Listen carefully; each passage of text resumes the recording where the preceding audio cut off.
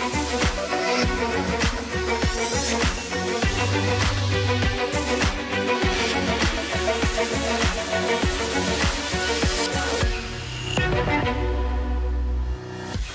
morning. It is Monday, the 1st of June. I'm Maeve McMahon, and this is Europe Today, your morning dose of European news and analysis, live here on Euronews. Coming up, EU enlargement is in the spotlight. Council President Antonio Costa heads to the Western Balkans today for a 5-day visit, culminating in a special summit in Montenegro this Friday.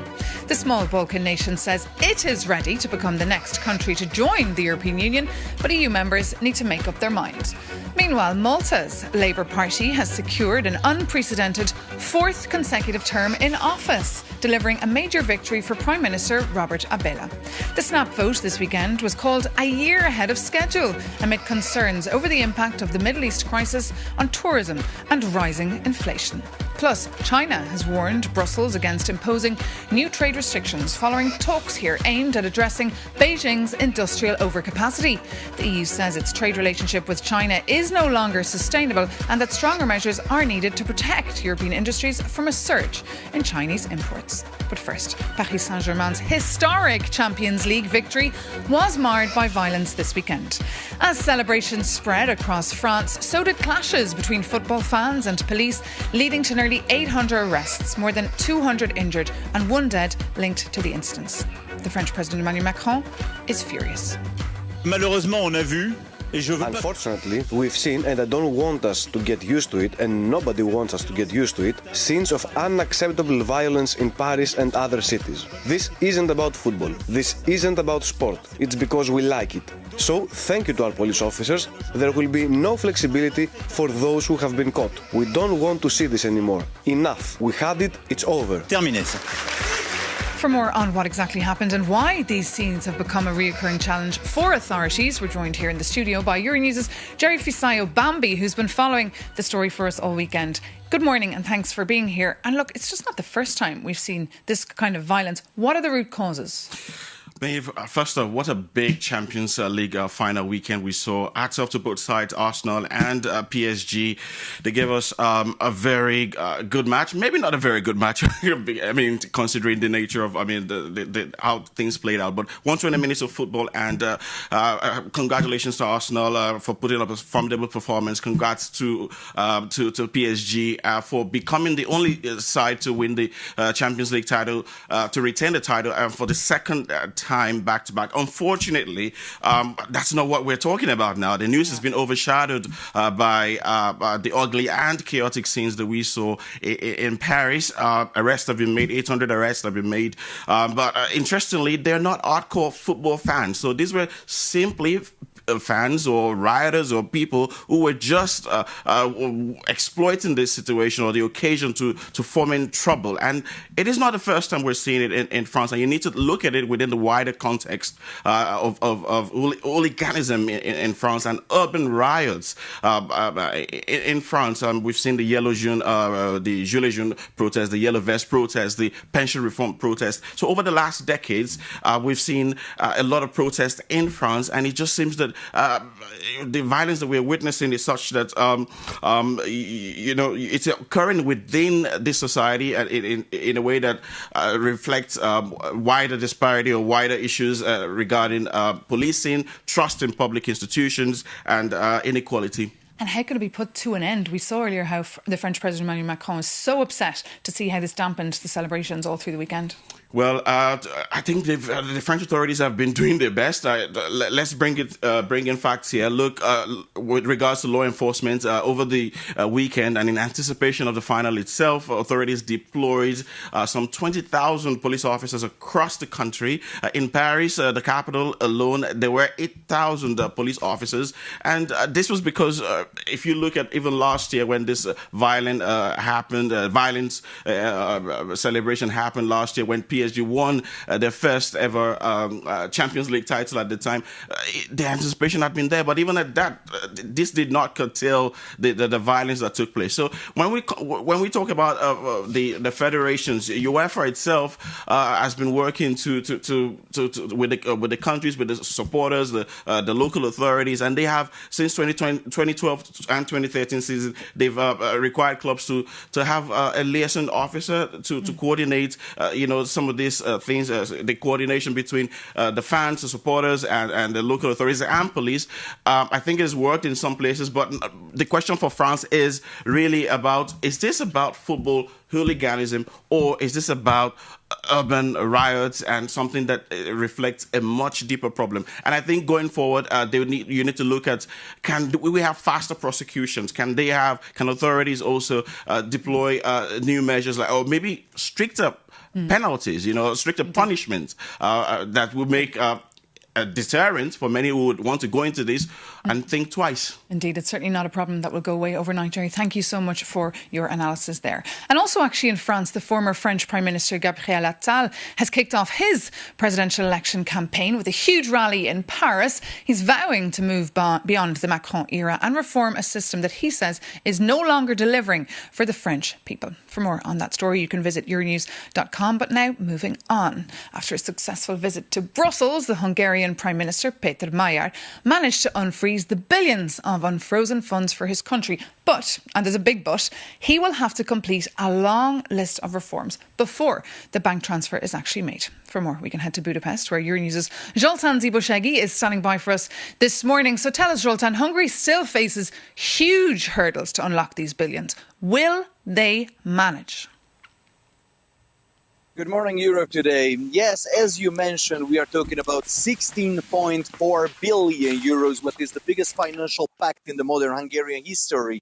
I talked with several decision makers, and they really agreed with each other that they try to rebuild the budget in the country from step by step, as they mentioned, from brick to brick. And the most important mission, what they try to manage, is to agree about these funds. And actually, they managed it. This is what they know so far, and they don't have a proper action plan for the rest of the year. The only one thing what they know, that they promised to Brussels to end up for the corruption. Most of the opposition parties, mostly the Fidesz, the ex-government party, demanded to make it public what Péter Magyar promised to Ursula von der Leyen, what he sacrificed, but he replied that the only thing what he promised is that he will end up the Fidesz corruption. There are, of course, some critical points. For example, there is not enough money in the budget, in the terrible shaped budget, for the pension and tax reforms. And of course, one of the most hot topic is migration, because for 10 years, the government was campaigning against migration, and people are a little bit xenophobic. So it's a really sensitive topic. And just very briefly, we've seen also Péter Magyar turning up the pressure on the president, calling on him to resign. Tell us more. So actually, now he is in the Alexander's Palace, in the President's Palace, try to convince the president to step down, because yesterday he announced that he's not going to step down. And of course, here in Hungary, the president has symbolic power, but still it can destroy the plans of the TISA party, because they have just 3 months for all the reforms, and he can block it, or at least he can make it slower, because he has a political veto. And it's really difficult to remove him, because the parliament can impeach him, but the last what says is actually the Constitutional Court, and the judges of the Constitutional Court still are the people of the Fidesz party. OK, Zoltán Zibosegi, thank you so much for that live update there from Budapest. And now for the view from a former European Commissioner that was actually in charge of rule of law and values. We're joined by Vera Jourova, the Czech politician who was Vice President of the European Commission until 2024. Great to have you with us here in the studio. Good morning. Thank you for having me. And of course, you're very familiar with the issues in Hungary. You followed them for many years as Vice President there. Hungary now has a new government. Viktor Orban seems to have disappeared. Your view on this new era? Well, I was happy, I have to say, after the elections. Not only that Viktor Orban is leaving after so many years, and after what he has done to Hungarians, but I was happy that the democratic system worked. changing of the guards happened in Budapest. And Peter Mayer, the new Prime Minister, he was here in Brussels. There was a deal struck. He was here on Friday. They managed to unlock the funds, but he has a long list of reforms to do. Will he manage? It seems like mission impossible there if you listen to our correspondent. He has a long list of things to do in a very short time, because most of the money should be used, committed and invested by August this year. So this is a very short deadline. Yes, a long list of things which should not be surprising. Yeah, because European taxpayers were urging us in the Commission to do more to protect the money going to Hungary, not to pay the gifts for Viktor Orban's families and friends. And there's a 3-month deadline here. What happens if they don't reach the deadline? Well, I think that it is feasible to do some reforms in case the legislative process is fast. Of course, it would be difficult to fulfill something which needs more preparations.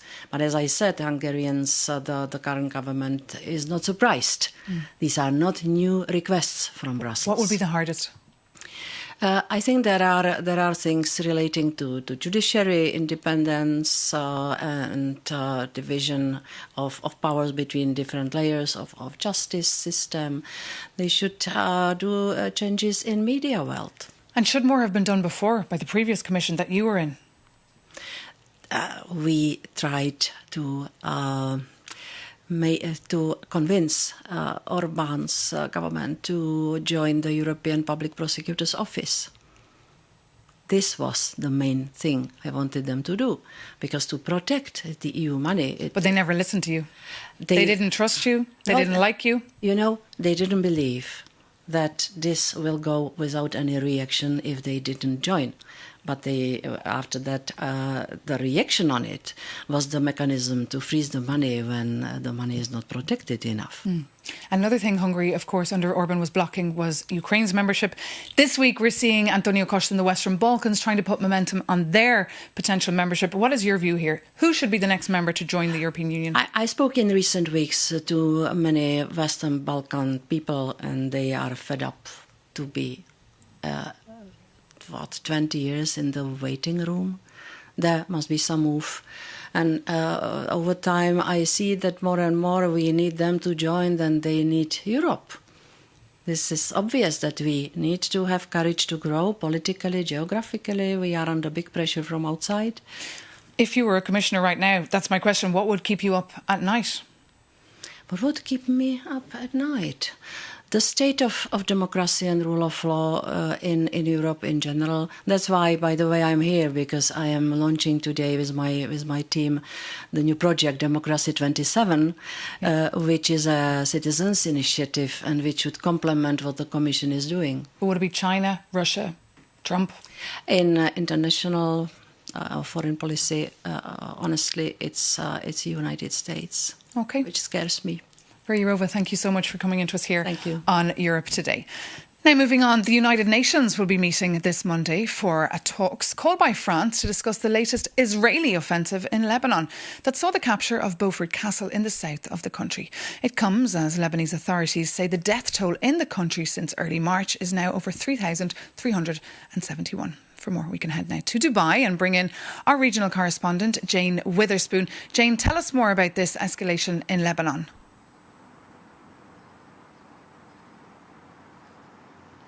Yes, as you mentioned, over the weekend, Israel has taken control of Beaufort Castle in southern Lebanon. It's a move that has been condemned by France. They're calling for that UN Security Council meeting that you mentioned. The Israeli flag is now flying high above that medieval fortress. This is the deepest incursion in the country in almost a quarter of a century. Meanwhile, the Prime Minister of Israel, Benjamin Netanyahu, has said the capture of the castle marks a dramatic turning point in Israel's campaign against Hezbollah in Lebanon. And meanwhile, we're hearing President Trump, Jane, saying he wants to make a deal with Iran, but at the same time, the US military has struck a commercial ship. Fill us in on all these details.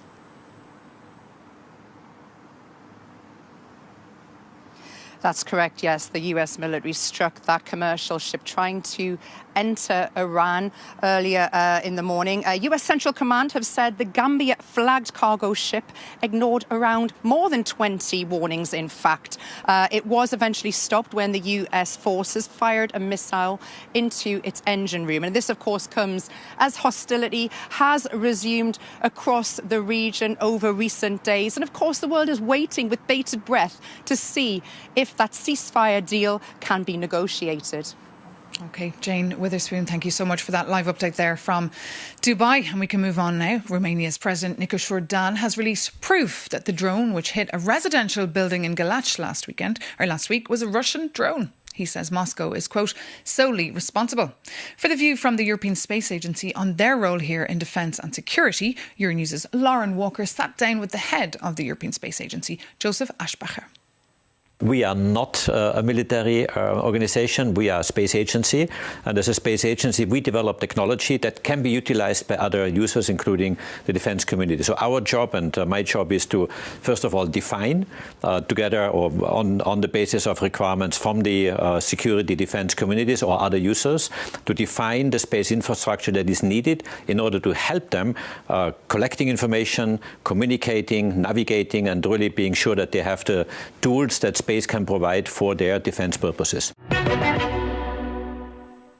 And you can catch the rest of that interview on Euronews. But now I'd like to bring in the Romanian diplomat and politician Mircea Joana, former Deputy Secretary General of NATO until 2024, and now one of the country's most prominent voices on security and defence. So good morning, sir. Thank you so much for being with us here on Europe Today. First, everyone's wondering what the situation now is like in Galați, and do people feel safe?